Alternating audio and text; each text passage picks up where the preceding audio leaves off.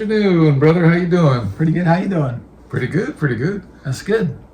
Have you checked like the average temperatures? Are they, because this month we are in, we're having some pretty cool temperatures as well. So we're getting hot and cold. Maybe that's like a sign of varying temperatures, and stuff not being so stable. That could be a sign of climate change, right? The newer EPA deregulations are meant to control pollution in waterways, although we don't want to endanger the smaller waterways either. So let's talk a little bit about water, agua, things that are... Agua caliente there. Agua caliente, yeah. See, so Yeah. the water, we need energy, but we also, more than energy, we need water, right? So people need that to live and survive. The agriculture industry, the cattle industry, the farmers, everything, water is very important. Now, some of the plants pollute in the waterways, and so there was a big restriction on that, trying to keep the waterways clean. Plus, underground, that when they're using water, pumping it, and For drilling like the oil and gas. Right. Yeah. They call it producer water. producer water, Yeah. that's also a problem. So they are easing up on restrictions for those waterways. And so with these deregulations, they want to reclassify the waterways that are considered endangered. And so the smaller ones, they want to allow like wastewater effluent for like say like the mining or the agriculture or the oil and gas, so that they can pollute in these smaller waterways. Yeah, it doesn't get to a larger water body downstream. The mining, farming, and oil and gas industries are known for polluting surface waters. Instead, it would be a better idea to remediate and recycle the water, especially underground producer water too. We could do land rehabilitation or restoration with a lot of that Right. water. We could reuse it and maybe treat it. We could treat it before it's used for something else, because it's, according to like a lot of the environmental, if they're surface waters, you may be able to use them for other reasons.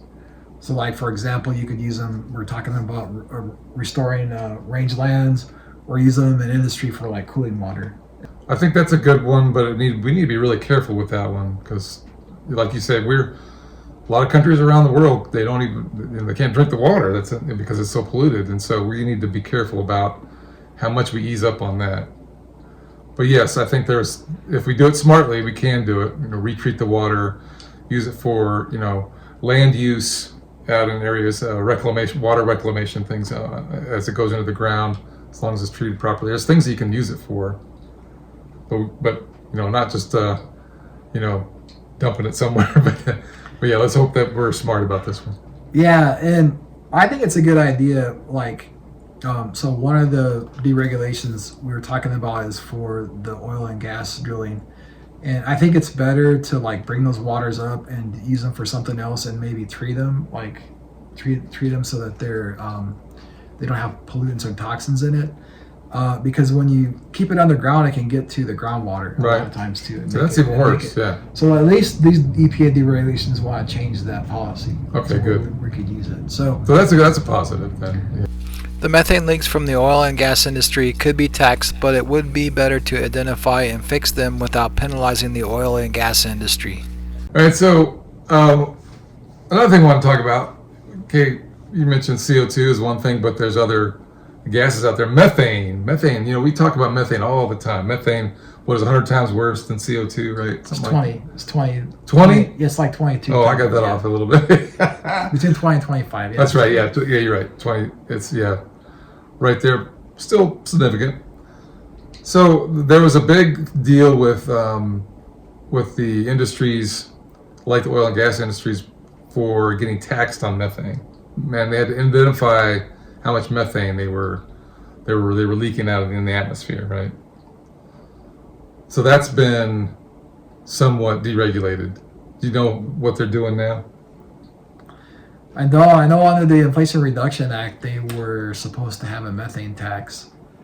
And if like the oil companies are supposed to report their methane emissions. Right, what's the reporting thing that gets it, right? Reporting the amount of leakage that they're having or issues with their methane. And then they get taxed on that methane. Yeah. Right, yeah.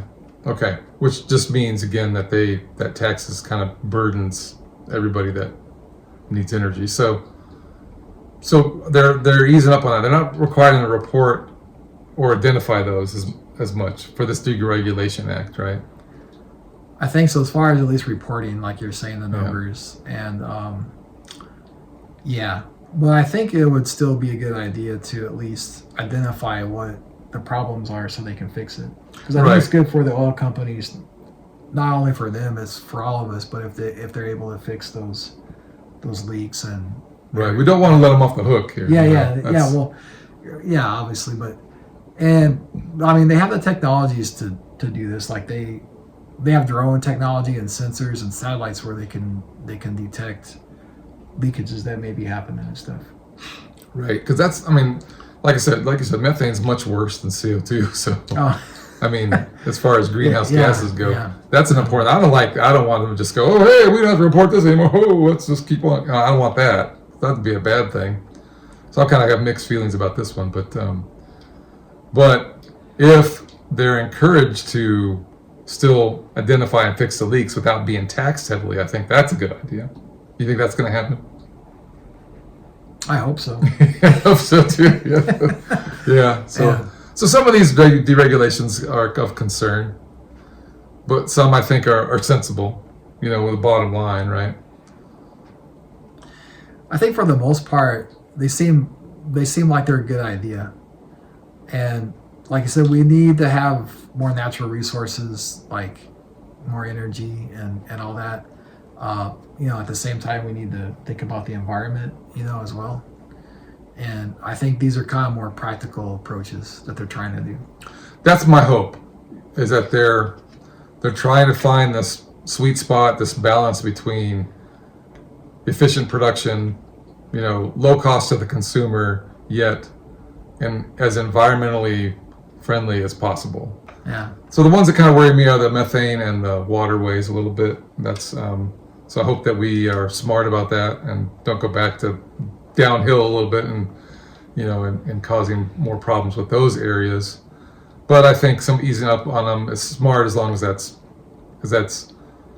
monitored and done in a measured way.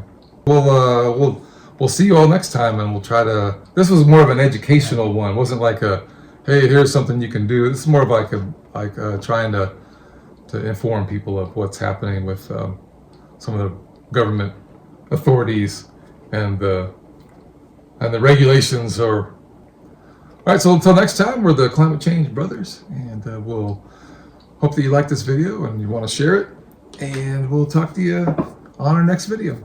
See you. All right. See ya.